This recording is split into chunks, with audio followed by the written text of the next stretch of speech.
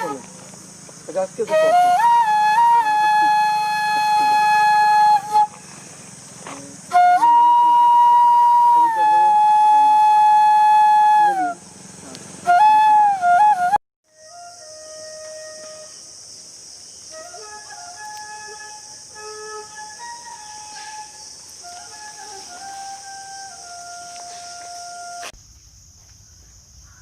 आपके पीछे डॉगी है, बस देखिएगा।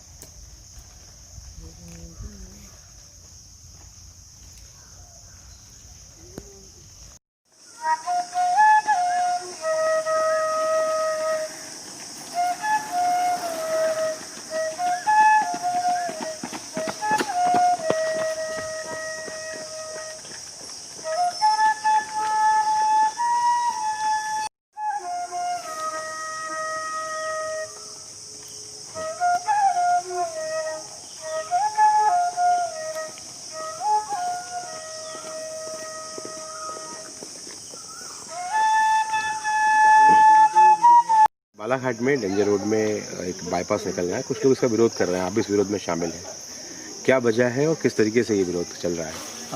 मैं विरोध से ज़्यादा एक चीज़ कहूँगा कि जिम्मेदारी मुझे लगता है बतौर कलाकार ये भविष्य के लिए, आज आने वाली जो पीढ़ी है उसके लिए हमारी जिम्मेदारी बनती है। तो इसलिए मुझे लगता है कि इस बात को लोगों तक पहुँचाना चाहिए।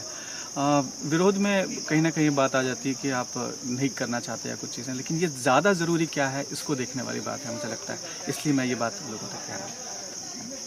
आपने कहा मैं कलाकार हूँ और प्रोटेस्ट के लिए भी आप कला का सहारा ले रहे हैं, तो क्या लगता है कैसे लोग कनेक्ट होंगे?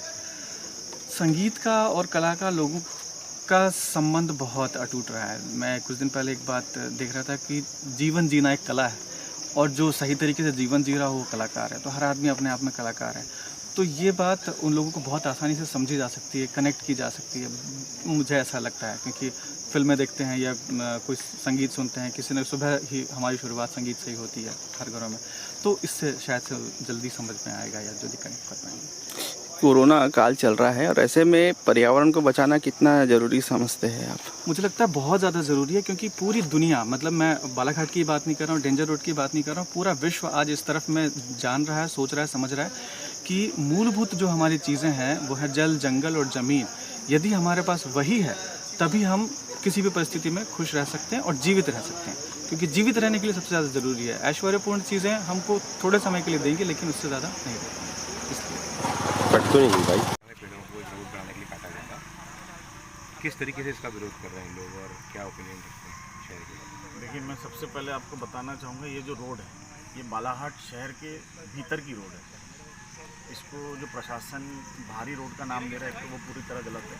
और इस रोड को बनाने में कई तकनीकी खामियां हैं, तो जिस कारण से मेरे को ऐसा लगता है कि पहले भी एक ये रोड बनाने का असफल प्रयास सरकार ने किया है और फिर से सरकार वही प्रयास की ओर बढ़ रही है। और ऐसा सुनने में आ रहा है कि इस प्रयास में 1000 से ज़्यादा पेड़ों को काटा जाना है। ये हुई सर्वे की बात, लेकिन हकीकत ये है कि अगर ये रोड को 40 फीट चौड़ा किया जाता है तो कई हज़ारों की संख्या में पेड़ कटेंगे।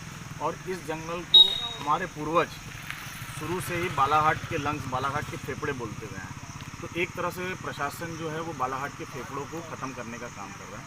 अभी आप देखेंगे जो कोरोना महामारी फैली है, इसमें जितने भी पॉजिटिव मरीज आए हैं वो बाहर से बालाघाट आए हुए मरीजों को ही कोरोना निकला, जबकि बालाघाट के स्थानीय नागरिकों में से एक भी नागरिक कोरोना पॉजिटिव नहीं मिला। तो मैं समझता हूँ उसके पीछे यदि कोई कारण है तो हमारे शहर से लगा हुआ जंगल है।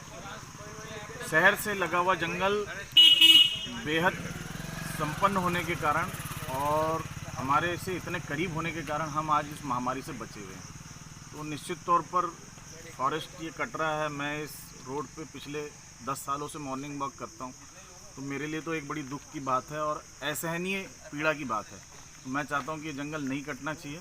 और जिस तरह से हम लोगों में चर्चा करते हैं, युवाओं से, बुजुर्गों से, तो एक ही बात निकल के आती है कि इस जंगल को बचाए रखना हमारी प्राथमिकता होनी चाहिए। सर, अभी वन विभाग की तरफ से डेंजर रोड में कुछ पेड़ों को काटने की अनुमति प्रदान की है। कितने पेड़ काटे जाएंगे सर? कितनी लंबी सड़क है? बालाघाट से ट्रैफिक को बाईपास करने के लिए डेंजर रोड का जो सड़क है जो डेंजर रोड के नाम से जानी जाती है उसको बाईपास बनाया जाने का प्रस्ताव दिया गया था। तो इस सड़क को चौड़ीकरण करने के लिए पीडब्ल्यूडी ने आवेदन किया था, जिस पे काफ़ी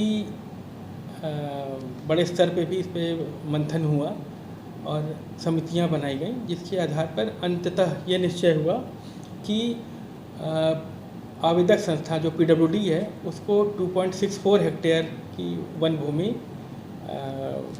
दे दी जाएगी और उसके बदले में 2.64 हेक्टेयर का डबल भूमि हमें मिलेगी, वन विभाग को मिलेगी, जिस पे कैंपा के माध्यम से वृक्षारोपण किया जाएगा। सर कुल कितने वृक्ष मुझे काटे कुल 450 वृक्ष ऐसे आ रहे हैं जिनको कि काटे जाना प्रस्तावित है। सर ये जो सर्वे का जो काम हुआ था रोड पर, सर ये टीम कहाँ से आई थी और किनके माध्यम से सर्वे हुआ एक्चुअली बताइए। नहीं, सर्वे तो समय समय पर होता रहा है उसमें। ये हुआ था कि मुख्यालय से भी कुछ अधिकारी, वन विभाग के वरिष्ठ अधिकारी उन्होंने आके यहाँ सर्वे किया है और अंततः फाइनल जो हमारा आउटकम है वो एक समिति गठित की गई जिसने कि इस पर पूरा मंथन करके ये सब बातें निकली हैं।